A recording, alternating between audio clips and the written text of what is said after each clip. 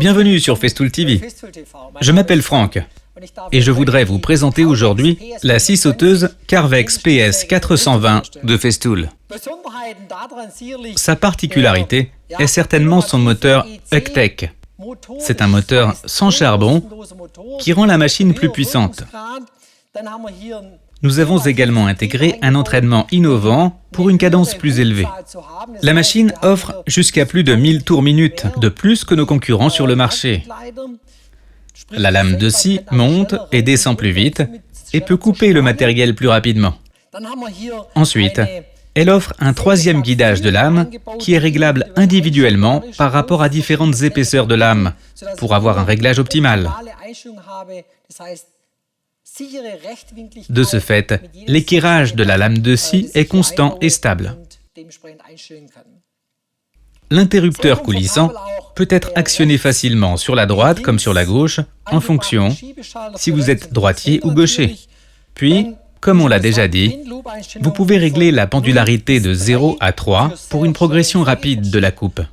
À l'arrière, vous pouvez régler la vitesse de 1 à 5 en fonction des différents matériaux. La position A permet d'ajuster la vitesse automatiquement. La vitesse est réduite au départ, et une fois que la lame pénètre dans le matériau, la machine monte à la vitesse maximale. Les vibrations sont atténuées lors du démarrage de la coupe, ce qui rend le travail plus facile. Comment on monte la lame de scie? Les lames sont insérées dans le système de guidage et fixées rapidement en un quart de tour. Et voilà.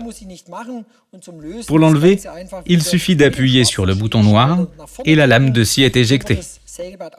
Si elle est chaude, je n'ai pas besoin de la toucher. Comme je l'ai déjà dit, on peut régler individuellement le troisième guidage.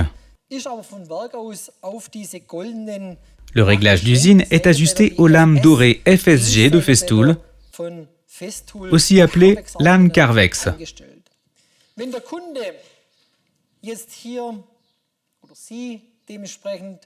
Si le client souhaite monter une autre lame de scie, qui est peut-être plus fine, il doit l'insérer et la tourner comme tout à l'heure. Mais j'ai aussi la possibilité de faire le réglage d'une manière plus facile, en démontant la table. Cela se fait en actionnant le levier vert. Le réglage s'effectue avec une petite clé Allen, afin d'avoir un jeu minimal, sans avoir de blocage, mais un guidage optimal de la lame de scie. Ensuite, je remets la table, je la bloque et la machine est prête à l'emploi. Les machines existent en 4 versions différentes, en version avec poignée champignon et avec câble plug-it. Je peux même le rabattre pour passer dans des espaces exigus. Ensuite, j'ai la possibilité de travailler avec une version avec poignée étriée qui est très confortable et qui convient également pour des petites mains. L'interrupteur variateur se trouve sur le dessus. Bien sûr, les machines sur batterie offrent la possibilité de travailler sans fil.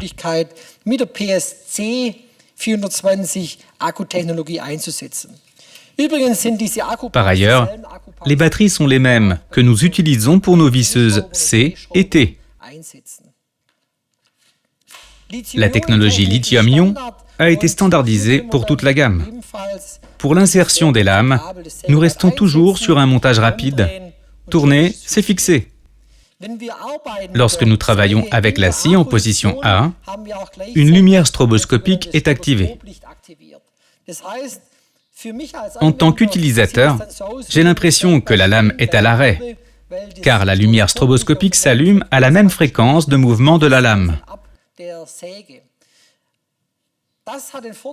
Le démarrage de la coupe est très confortable. La machine démarre à une vitesse réduite et quand je m'aligne sur le tracé, la vitesse augmente automatiquement. L'utilisateur qui ne veut pas de stroboscope mais souhaite avoir une lumière continue ou pas de lumière du tout peut facilement la programmer. C'est assez simple. Maintenez les deux interrupteurs coulissants à l'avant et attendez environ 10 secondes. Ensuite, la machine va faire un bip. Vous l'avez entendu. Je peux maintenant effectuer le réglage. Sur le côté gauche, là où se trouve l'interrupteur coulissant vers l'avant, lumière continue, pas de lumière, ou la lumière stroboscopique. Peu importe le réglage que je choisis. Dès que je pousse l'interrupteur coulissant opposé vers l'avant, le réglage est activé et la machine prête à l'emploi. Dès que je travaille avec la machine, la lumière stroboscopique s'allume. Quand je travaille à l'envers, la lumière est désactivée, de sorte que je ne sois pas ébloui. Je peux vous le montrer.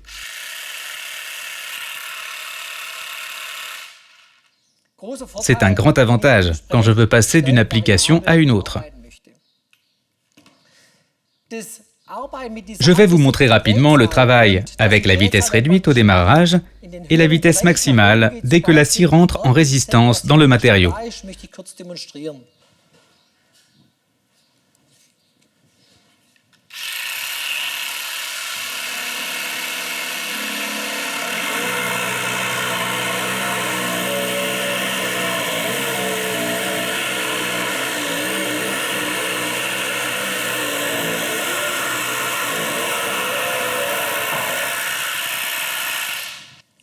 Je pense que le résultat mérite d'être vu.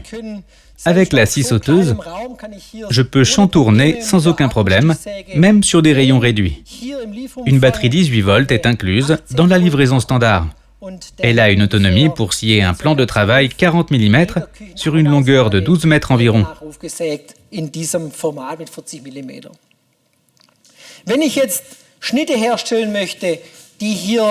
Si on veut faire des découpes sans éclat, l'artisan a la possibilité de travailler à l'envers, où il monte un pare-éclat sur le devant de la table. Ce pare-éclat, qui est une pièce en plastique, est inséré dans le guide. Il doit être usiné, et pour ce faire, je démarre la machine, je mets en butée le pare-éclat qui vient se loger dans sa position.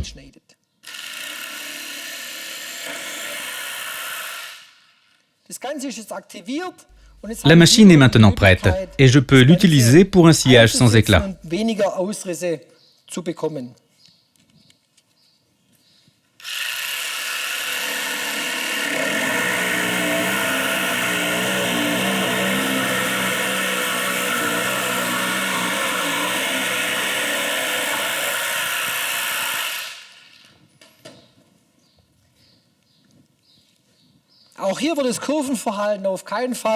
Cela ne gêne pas le chantournage.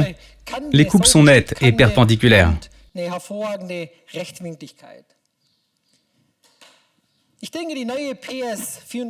Je pense que la nouvelle PS 420 de Festool est convaincante, parce que j'arrive à faire un travail de très bonne qualité. J'espère que l'épisode sur la PS 420 Carvex vous a plu et je serai content de vous retrouver la prochaine fois. Merci pour votre attention. À bientôt. Franck.